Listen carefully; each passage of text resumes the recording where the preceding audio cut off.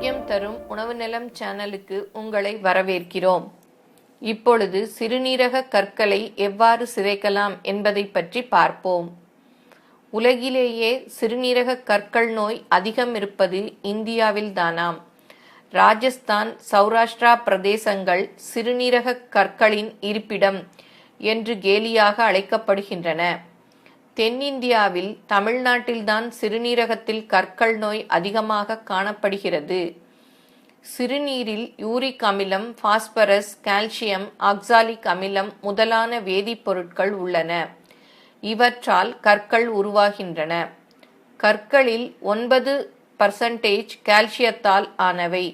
இந்த கற்கள் சிறுநீரக பாதைகளில் தங்கிவிடுகின்றன. சிறுநீரக கற்களின் அறிகுறிகள். சிறுநீரக கற்கள் சிறுநீரக பாதையில் நகர முற்படும் போதும் சிறுநீர் பிரிவதை தடை செய்யும் போதும் தாங்க முடியாத வலி ஏற்படும். வலி தொடைகள் அடிவயிற்றில் தெரியும். அடிக்கடி சிறுநீர் கழிக்க வேண்டியிருக்கும். அதுவும் வலியுடனும் எரிச்சலுடனும் இருக்கும். சில சமயம் சிறுநீருடன் இரத்தம் வரும். பிரட்டல், வாந்தி, வியர்வை உண்டாகும். சிலருக்கு கற்கள் இருந்தும் எந்த அறிகுறியும் தெரியாமல் இருக்கும். வேறு எதற்காவது செக்கப் செய்யும்போது சிறுநீரகத்தில் கற்கள் இருப்பது தெரிய வரும். சிறுநீரக கற்களுக்கான வீட்டு வைத்தியம். வாழைத்தண்டை வாரம் ஒரு முறை உணவோடு கூட்டு அல்லது காயாக சமைத்து சாப்பிட்டு வந்தால் சிறுநீர் கற்கள் ஏற்படாது. ஏற்பட்ட கற்கள் நீங்கும். இளநீர் எரிச்சலை போக்கி சிறு கற்களை வெளித்தள்ளும். தினமும் எடுத்துக்கொள்ள வேண்டும். பார்லி நீரும் நல்லது. அதேபோல் தர்பூசணி பழமும் சிறுநீரக நோய்களுக்கு நல்லது. வெங்காய கஷாயத்தை சிறிது சர்க்கரை சேர்த்து குடிப்பது நிவாரணம் அளிக்கும். துளசி சாற்றுடன் தேன் கலந்து 6 மாதம் எடுத்துக்கொண்டால் சிறுநீரகம் வலுப்படும், கற்கள் வெளியேறும். விட்டமின் B6 மாத்திரைகளை முறையாக சில மாதங்கள் தொடர்ந்து எடுத்துக்கொள்வது நிரந்தர நிவாரணம் அளிக்கலாம். வலி இருக்கும்போது கீழ்முதுகில் சூடு ஒத்தடம் கொடுக்கலாம். நன்னாரி சூரணம் பயனளிக்கும். உணவு முறை மாற்றங்கள். பொதுவாக சிறுநீரகத்தில் எரிச்சலை உண்டாக்கும் கீழ்க்கண்ட உணவுகளை தவிர்க்கவும்.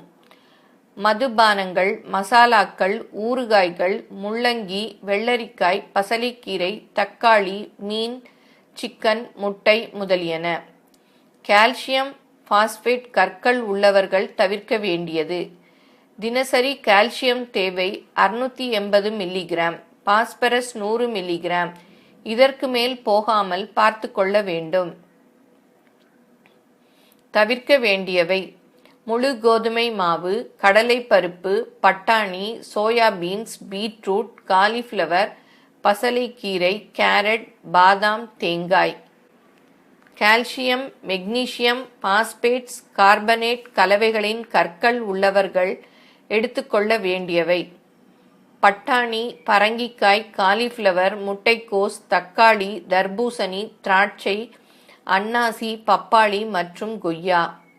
ஆக்சலேட் கற்கள் உள்ளவர்கள் தவிர்க்க வேண்டியவை: பாதாம், பீட்ரூட், கத்தரிக்காய், பழுப்பு ரொட்டி, முட்டைக்கோஸ், சாக்லேட், உருளைக்கிழங்கு, முள்ளங்கி, பசலிக்கீரை, மாமிசத்தில் லிவர், கிட்னி போன்றவை.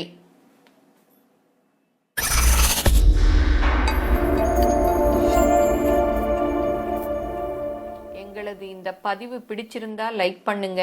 இது பிறருக்கு பயன்படணும்னா ஷேர் பண்ணுங்க.